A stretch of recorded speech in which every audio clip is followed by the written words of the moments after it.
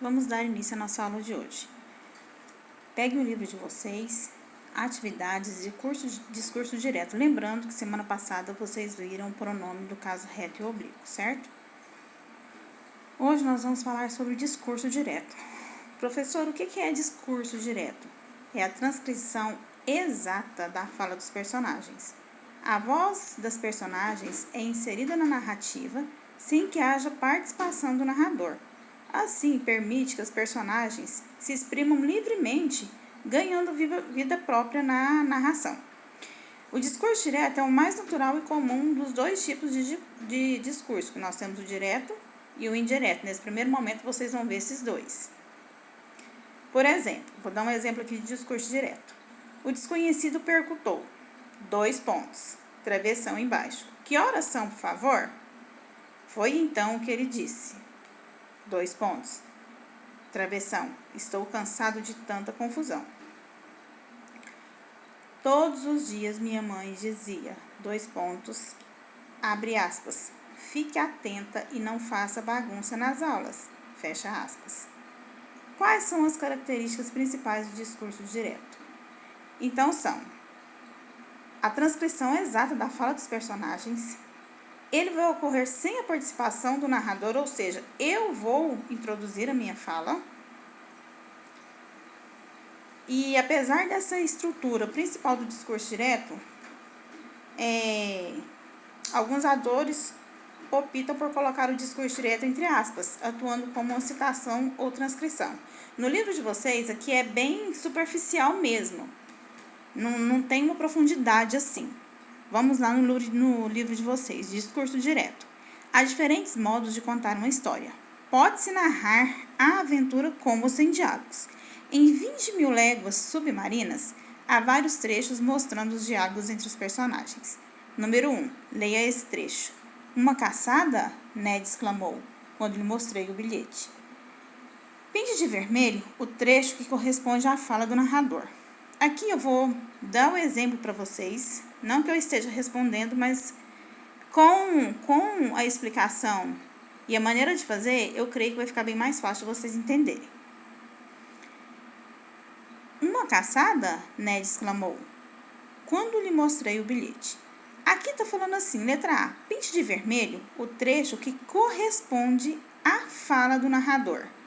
Aqui, a fala do narrador é a seguinte, Ned exclamou quando lhe mostrei o bilhete. Qual sinal gráfico indica a fala do personagem nesse trecho?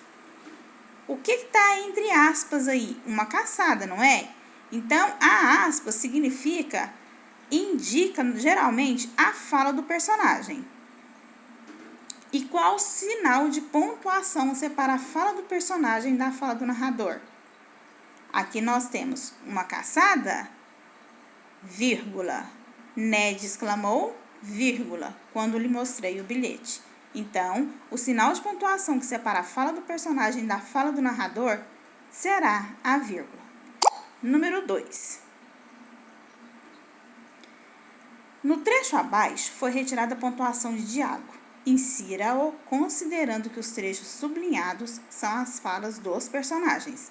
Então, na letra A, você vai pintar de vermelho o trecho que corresponde à fala do narrador. Qual é a fala do narrador? Ned exclamou.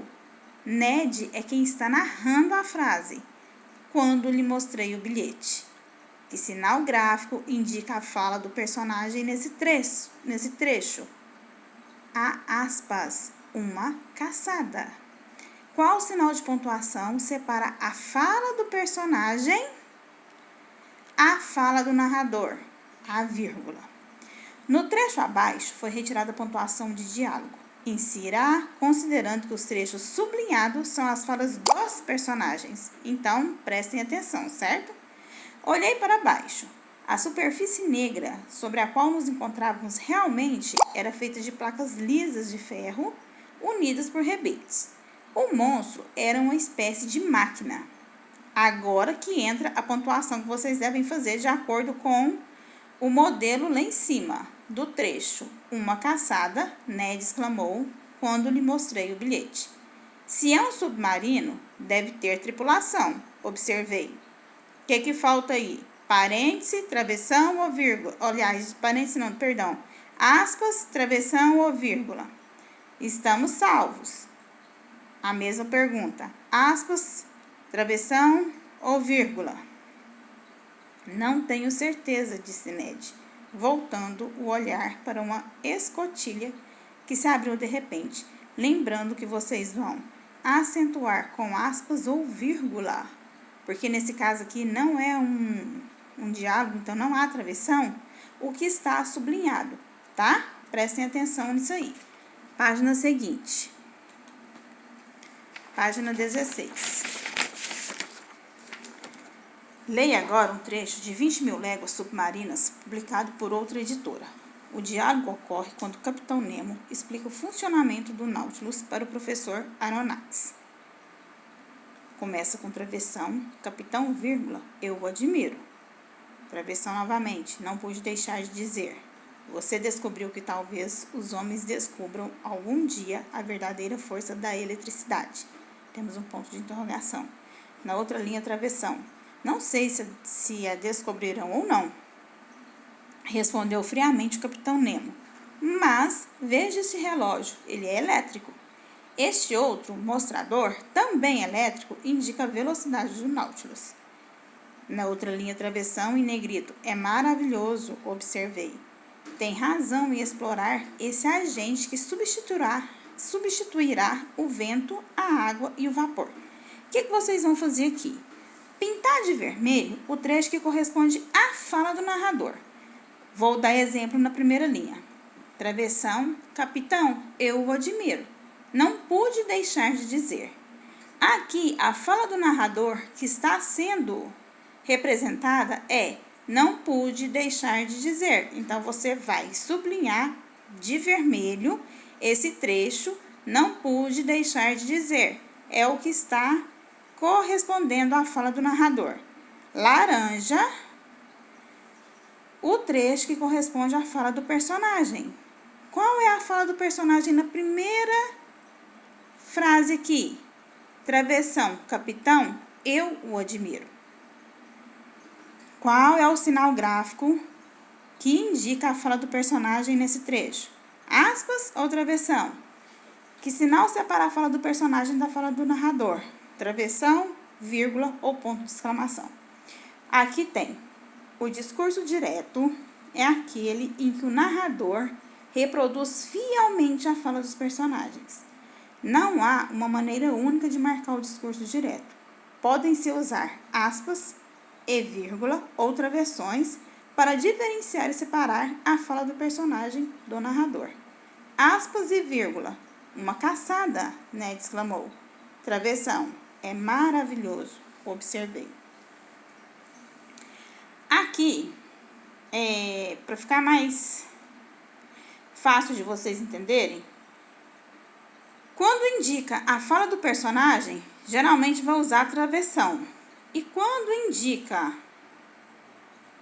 a fala do narrador, vai ser a aspas. Vocês podem observar aqui atrás, ó. Então, qual o sinal gráfico indica a fala do personagem? A fala do personagem, ela vai ser sempre destacada por aspas? Pode ser que sim. E a fala do narrador? Ou vai ser com vírgula, ou vai ser com o travessão. Depois, quando nós voltarmos, nós vamos entrar nisso aí mais profundamente, tá? Próxima página, 17. Narrativa de ficção científica. Para fazer essa página aqui, você vai ter que voltar na página 10 do seu livro. Na página 10, você desenhou um equipamento e descreveu a sua função, lembrando que o equipamento que você criou, ele é inexistente, é que não existe no dia de hoje.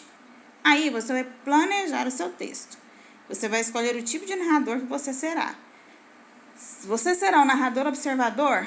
É o que apresenta os personagens, conta como os fatos da sua história se desenvolvem, mas não é personagem da história, ou seja, você não participa das ações. Narrador personagem. conta a história e participa dela também como personagem. A letra B. Descreva o lugar onde os fatos vão acontecer. O que aconteceu com o personagem principal? E na sua história, qual é a função do equipamento que você criou lá na página 10, que é um equipamento que não existe aqui hoje em dia? Escreva de forma resumida o enredo da sua história. Na língua portuguesa, nós vamos até a página 18 hoje. Virem a página.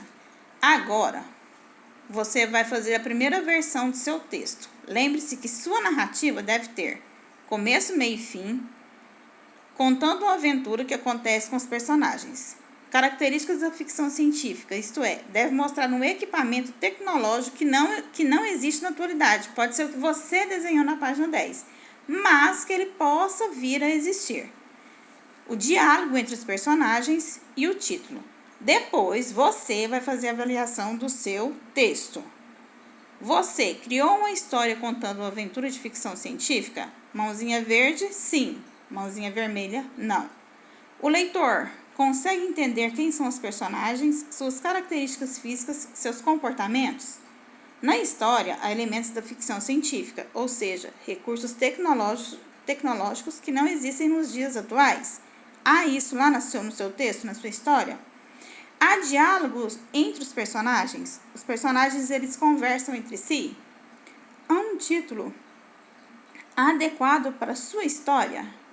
As palavras estão escritas de maneira correta? 5. Faça a versão definitiva de seu texto. Crie uma ilustração para sua história. Deixe sua história exposta no mural da sala. Vocês vão fazer no caderno, para quando nós voltarmos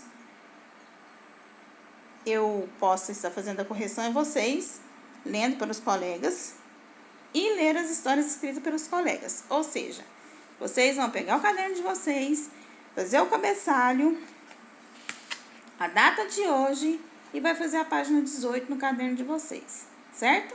Página 17 e 18 no caderno de vocês. Agora, vocês vão pegar o livro de atividades caligráficas. Como eu falei para vocês, nossa aula vai ser dividida hoje em 3 etapas. Vocês vão abrir o livro de vocês na página 15. Lembra que eu falei que esse livro aqui é a mesma coisa do livro Saber e Fazer, que nós usávamos? Então, o que estuda no livro didático tem a revisão aqui no caderno de caligrafia. A ficção pode se tornar realidade? Eu vou ver se eu consigo encontrar ele aqui e no próximo vídeo eu coloco para vocês no fundo para eu explicar para vocês, tá? Até daqui a pouco.